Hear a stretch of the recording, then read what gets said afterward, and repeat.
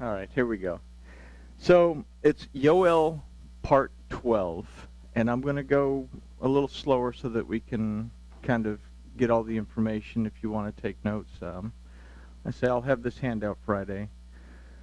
But let's talk to our Elohim, and we'll continue to look at some things that are very serious in, I guess, if you wanted to call it the spiritual or carnal nature of humankind.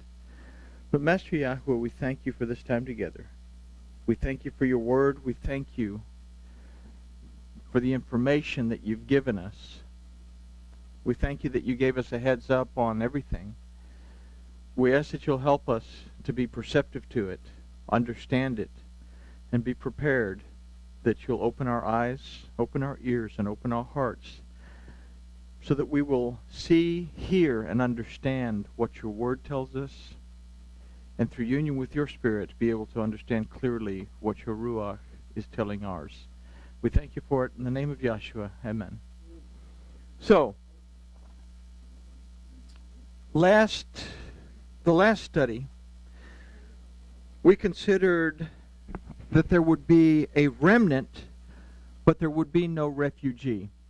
And if we remember, we say that there's a remnant that strives to walk with Elohim.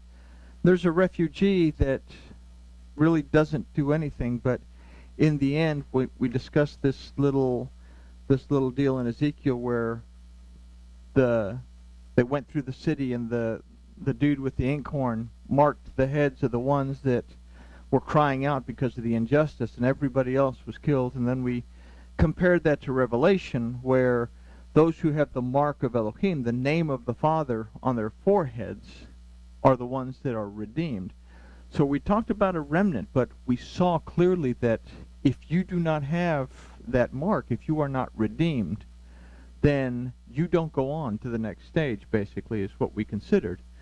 So in that concept, we saw the importance of coming to know the Father in spirit and in truth, and that in doing so required that we carefully look at our system belief in order to know how much of that system of belief is truth and how much of that system of belief is not. And we've said we need to know why we believe what we believe, as opposed to simply believing something and taking it hook, line, and sinker. There's a lot of garbage, both in Judaism and in Christianity, that people just simply accept. And if they would go back and read the history of these things, they would say, well, maybe we need to take another look. And there's even to the point, though, that a lot of pastors know that what they're teaching is not right. But if they were to stop teaching this, then they would lose the majority of their flock. And, well, a lot of pastors, their income is tied into what they teach. And that is more important than teaching truth. And maybe I'm, meddling where I shouldn't meddle, but it is what it is, right? So we also considered two ideas. The first of those, the numerous or many powerful and strong, dark and dim perceptions of the word and the anointing of Yahuwah will leave humankind without everlasting existence, without increase, and without or out of connection to Yahuwah, because it's made changes against the witness and the testimony of Yahuwah throughout the ages. But the main thing in that is out of connection with Yahuwah. And that's an important thing. A remnant is connected. A refugee is not connected. Then number two, we considered differing points of view concerning Yahweh Elohim cause a friction that manifests the presence of drought and brings forth a pestilence that consumes and destroys. So we're going to see these two concepts again mentioned within the Hebrew of what we're going to consider this evening. And we'll start in Yoel chapter 2 in verse 4 that says, "The appearance of them is as the appearance of horses, and as horsemen so do they run. Now, during this time of Joel is actually, the country's being overrun by a plague of locusts. And he's trying to describe this plague of locusts the best he can. But in the process of describing it, he's giving us insight into something that we need to be very, very aware of now. And so it's very important that we look beneath these descriptions. And we begin with the word for appearance, which is kemare. This word represents our ability to visualize or to see, and it comes from the root ra'ah, that means to perceive, to pay attention, to carefully observe, and to learn. Now the next word, the one used for horses, is susim. This word susim can mean horses, but literally it means to skip or to dance around in joy, to be happy, to be joyful. The next word is merehu, that just like the last word, kemare, merehu means appearance again, and again it's rooted in the word ra'ah, that means to perceive, pay attention, to carefully observe, and to learn. Then we come to the word for horseman, which is uchefarashim. Uchefarashim. This word finds its root in parash, that means horse and rider both. But it comes from a similar root of parash that means to make distinct, to be clear, and to distinguish. So we have a whole bunch of words in this little phrase that says, appearance of them is the appearance of horses, and as horsemen so they run. But we take the definitions of these words that we've gathered, and we could say something along the lines of, those things that we perceive as good are not always what they appear to be. In other words, things that we pay attention to and learn from that bring us a sense of joy can bring us harm if we do not take time to pay attention to and carefully observe and learn in order to be able to clearly distinguish what is truth and what is not. We can be just as happy believing a falsehood as we can believing the truth. And oftentimes we're happier when we believe a falsehood. Truth hurts. And it's a lot easier to stick with something that's not true, because everyone around you is sticking with something that's not true. So why not just be peaceful and go along with the Joneses and not make waves? But Yahshua said, the Father is seeking those who will worship in spirit and in truth. Or did he say the Father is seeking those that will worship, even though it's a lie, it's okay, it's no big deal, because Jesus died for us to be able to accept a lie? Which one of those is true? Yahshua said, the Father is seeking those who will worship in spirit and in truth.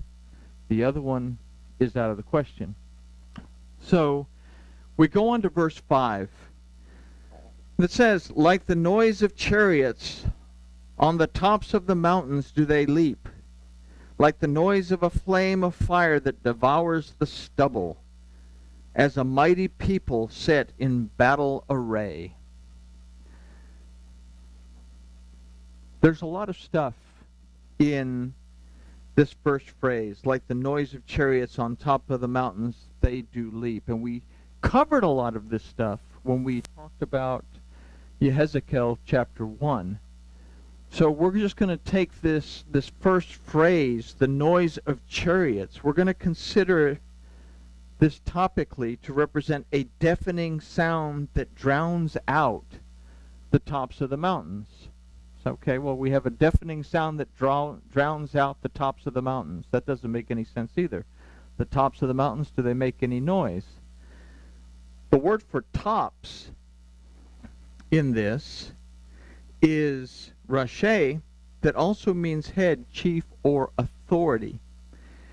And if we keep in mind from our past studies that the mountains is a type or a representation of the authority of Yahweh that was given at Sinai, then we can formulate an idea of a noise that drowns out the authority of Yahuwah Elohim that is found in His Word. Now, if we have a noise that drowns out the authority of Yahuwah Elohim according to His Word, is that something that deals with falsehood, or is it something that deals with truth? And here's where we start to consider. Are we hearing so much static that we can't hear the Word? And static comes from persecution. Static comes from your neighbors, your family saying, you've lost your mind. You're out of your head believing this way, because we have 1,800 years on the Christian side of teaching. We have, well, since the Maccabees, when they said never again, that the rabbis of the rabbinical system started to appear, that giving their interpretations according to the traditions of the Father. So we have a lot of static noise that drowns out the truths of the Torah. The word Yerakedun literally means shall they leap, as opposed to do they leap. And here we says on the tops of the mountains do they leap. The root of this word is rakad, that means to dance wildly about. And the Proto-Hebrew of rakad is right here. It offers us a little bit of insight as to what this word means and what we need to take seriously. In this, we consider, first of all, the kof, that means to separate, a division. It can also mean to be dedicated to, but we have a separation or a division between the door and the authority. So we can consider that when the children of Israel made the golden calf, and I'll say this, they were oblivious to the commandments that Yahuwah Elohim had just spoken to them, and they danced and they frolicked joyfully in the presence of this falsehood that separated them from Yahuwah Elohim, and would in effect bring on the curse for disobedience under the Levitical priesthood that was to be death for disobedience. Separation from the door, something that separates the door from the authority. The children of Israel had just heard the Ten Commandments. Prior to hearing the Ten Commandments, they said, everything that Elohim says, that we will do. He speaks the Ten Commandments, and they're so distracted with the lightning and the thunder and the shofar that nobody's blowing, that they don't pay attention to what's said. The first three things that are said, I am Yahweh your Elohim, don't make any other Elohim, don't bow down to them and worship them, and don't make my name nothing. Well, they didn't make his name nothing because they named the golden calf Yahuwah. So, but that's the thing to consider here is, where is our joy? And is our joy, are we dancing and frolicking, and we joyful about something in our belief system that needs further examination, that needs proof? Now, we move on to the next phrase that says, like the noise of a flame of fire that devours the stubble. Now, the word for noise is kekol, that means a frivolous declaration. And the Proto-Hebrew is kol, that might suggest, again, being separated from instruction. Again, we have the shepherd's goad that represents the lamed, which is instruction. Being separated from guidance and instruction. The word for flame is lachav, but again, the Proto-Hebrew of it tells us something more than just flame. It's literally the word for heart. which is the seat of our passions, desires, and appetites. So in this, if we take these ideas and formulate an idea with it, or a single idea, we can consider that we are separated or being separated from the guidance and instruction of Yahweh Elohim by the passions, desires, and appetites of our hearts. Being separated from the instruction of Yahweh Elohim by the passions, desires, and appetites of our hearts. Why did Isha choose to eat the fruit? Because she saw that it was pleasant, and she desired that it would make her wise and it would make her like Elohim. The senses get involved, and if our heart isn't tempered, we say that we learn about our heart from the Torah as well, that we have the Ark of the Covenant that was made from shittim wood. The roots of this shittim represent raw emotion, untempered human emotions that have the gold that overlays it, that is overlaid with the anointing of Yahuwah, that through Mashiach our emotions are tempered if we will allow it to be. But if we allow our untempered emotions to get in the way, then we begin to separate ourselves from Yahweh Elohim. And this is a very important idea and a very important concept as we are discussing changes in humankind prior to the coming of the day of Yahuwah. We're looking at what's happening in this 6,000 year period that we talked about earlier. So, wow, I got way ahead of myself. So, we could consider that these desires, appetites, and stuff of our hearts, we can consider that this would also separate us from the door that leads to His authority. As a note, we might consider that our passions, desires, and appetites, if not shielded by Mashiach, will also cause us to be separated from friends, family, and our day-to-day acquaintances. It's not simply about how we apply it to Torah, but we also how we apply this temperance in our emotions to our relationships.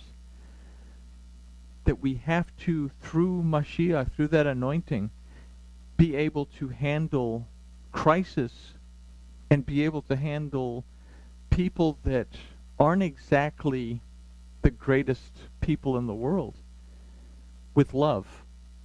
So that gets to be something that we have to consider as well.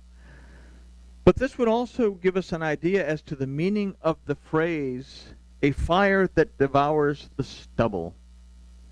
So the word for fire is esh, that we considered from our last studies. Esh is that we have the aleph that represents Yahuwah Elohim, and then we have the shin that represents points of view. We said the front side of shin represents Elohim's point of view in things. The back side of shin represents our point of view based on the enticements of the Satan. So, an idea, this word for fire, esh, points of view regarding Yahuwah Elohim. This devours. Points of view devour. From the word ochela, that also means to consume and to destroy. The word for stubble is kash, that from its root kashash holds a meaning of gathering up sticks. Now we have something that we can go to and look into a little bit further as to what all of this means. We go to Bamidbar 15, 32 through 36, and it's the story about a man that shortly after the 10 Commandments were given, disregards the fourth of these commandments, the one that says don't do any work on the Sabbath, and is caught picking up sticks. Now, he is detained until Moses, who knew what the commandment said, sought Elohim to be sure as to what to do. Yahweh Elohim judges according to his Torah. This is something that we really have to understand. Yahweh Elohim's judgment is perfect and righteous, and it is always according to his word. I had a pastor ask me one time if I thought there were any gray areas in the Bible. It's pretty straightforward. It says, do this, don't do this. You shall not. So Moses, knowing the commandments, went to Yahweh Elohim to make sure as to what he was to do. Yahweh Elohim judges according to his Torah, and as such the man was put to death. Why was the man put to death? The man knew the commandment. He had been there. He had heard it. But he disregarded it as not really all that important, ignoring the commandments of Yahweh Elohim. So to only consider our point of view will lead us away from Yahweh Elohim and will lead us away from those who share our lives. With this in mind, we can look at the overall idea that's been delivered from both the verses to this point and begin to understand what the difference is between a remnant and a refugee. Everybody catch the link between these words? It's the idea of we have the Torah. Now, if we read Galatians tells us that we have a tutor, but eventually we won't have to have a tutor. The word for tutor has been misrepresented as meaning tutor. It's a word that means a protector. And that protector is found in the Torah. The Torah protects us even though we are redeemed.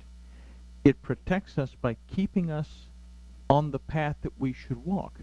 We're not redeemed because we keep Torah. We are redeemed because Yahshua paid the price for that.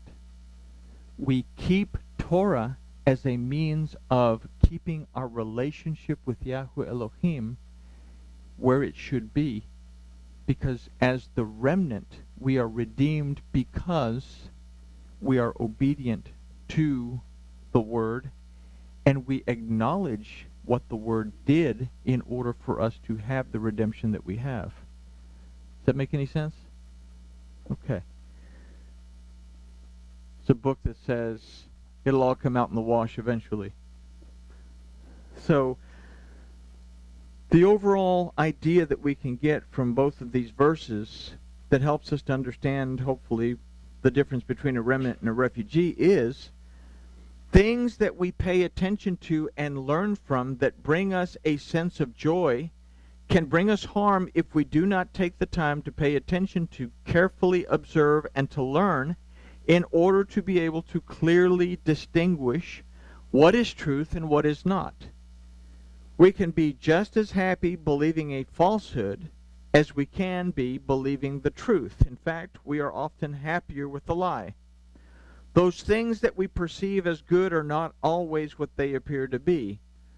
The noise made by our passions, appetites, and desires drowns out the authority of Yahweh Elohim by and through His Word, causing us to be separated from the guidance and instruction of Yahweh Elohim by the passions, desires, and appetites of our hearts.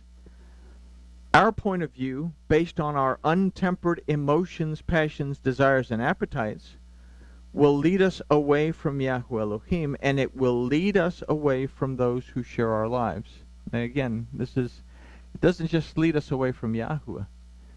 If we are someone that is unbearable because we always fly off the handle, nobody's going to want to be around us, and it's going to lead us away from everyone around us. Now, the remnant keeps the instruction of Yahweh Elohim because it knows that it has been redeemed. Keeps the Torah because they want to. The Torah serves as a protector to shield him or her from the enticements of the Satan. What does the Torah tell us? Again, it tells us this is okay to do. This is not okay to do.